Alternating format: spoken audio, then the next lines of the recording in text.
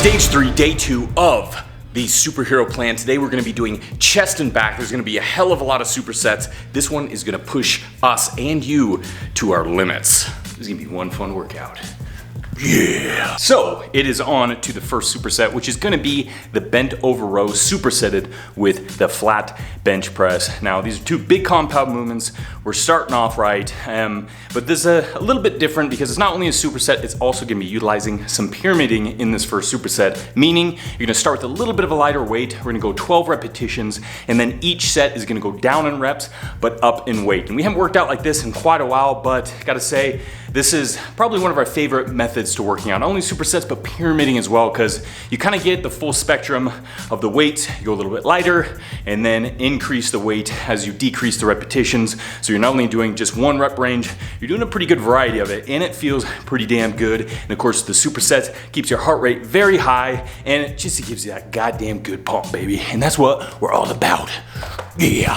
Finished up with the bent over rows and the flat bench press. Now we're moving on to the pull-ups supersetted with the incline bench press. Now this is not gonna be a pyramiding set. We're gonna be doing 4 sets of 10 repetitions. So you really wanna try to pick a weight that's going to test your ability to get those 10 repetitions in. You know, you should probably hit failure close to the end there. So we're doing some weighted pull-ups. Now, if you can't do weighted pull-ups, no worries, just do regular ones. Or if you can't do pull-ups, go and do pull-downs to really activate the lats. And that's what's really good about the pull-ups.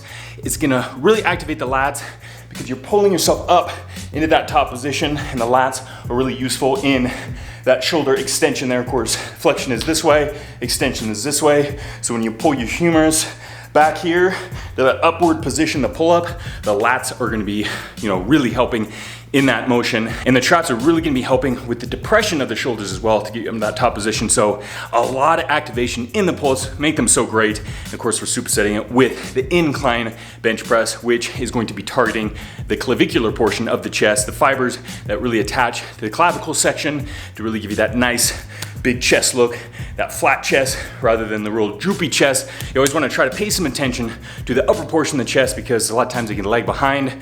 Not as many fibers up there. There's a lot of fibers that can develop in the sternocostal area, the lower portion, pectoralis major, but of course the upper area will help balance everything out, and that's why we always like to include some kind of incline motion to really target those. Whew.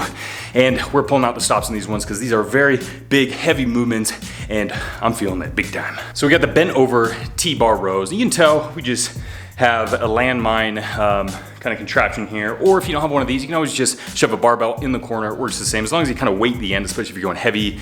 You don't want the end in the corner to like come back and hit you.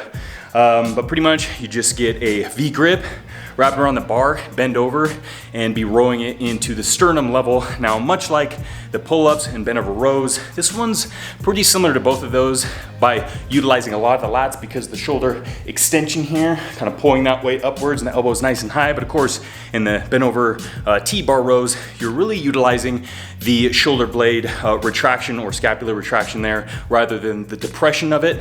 So you're working the rhomboids, you're working the teres major and minor, kind of a little bit more of the upper back muscles as well, and a little bit of a different movement than the pull-up.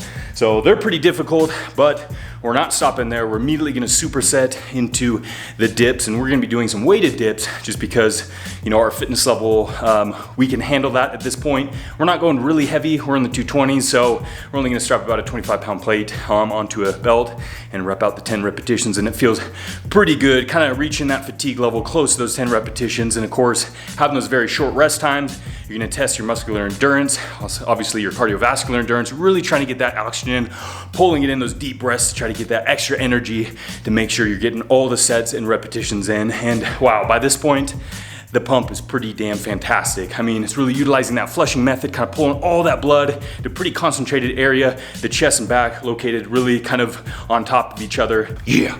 So the last 2 exercises for the back and the chest, these are a doozy. They're both isolation exercises. One's gonna be pullovers, the next one is going to be the dumbbell flies. Now the pullovers, it is working in the flexion of the shoulder for the eccentric motion, and for the concentric contraction, you're working in that shoulder extension, which of course is going to be working the lats.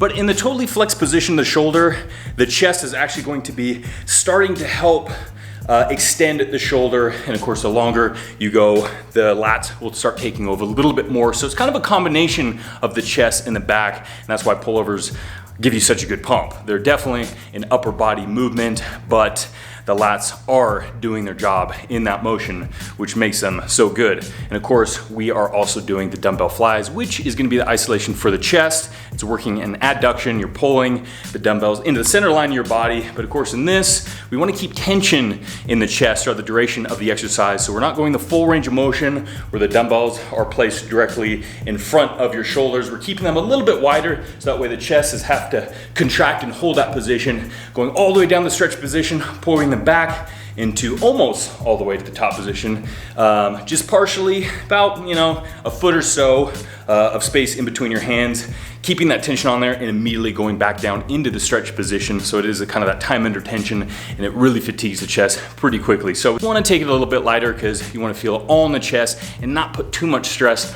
on the shoulder joint with those heavier weights. So yeah, wow, the pump continues.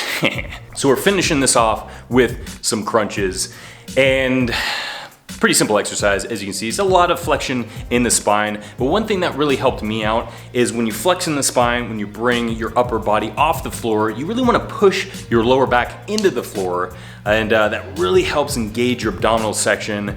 And so much so that on the third set, I really feel like my abs are cramping up. And that just goes to show you that I need a little bit more attention to my abdominals. But of course, doing all those big compound movements, your core is utilized in a lot of those motions. So of course, at this point, your core is a little fatigued. So paying a little extra attention to it in an isolation movement like the crunches, you're gonna feel it pretty quickly. And we got 3 sets of 25 repetitions, so a little higher in the repetitions.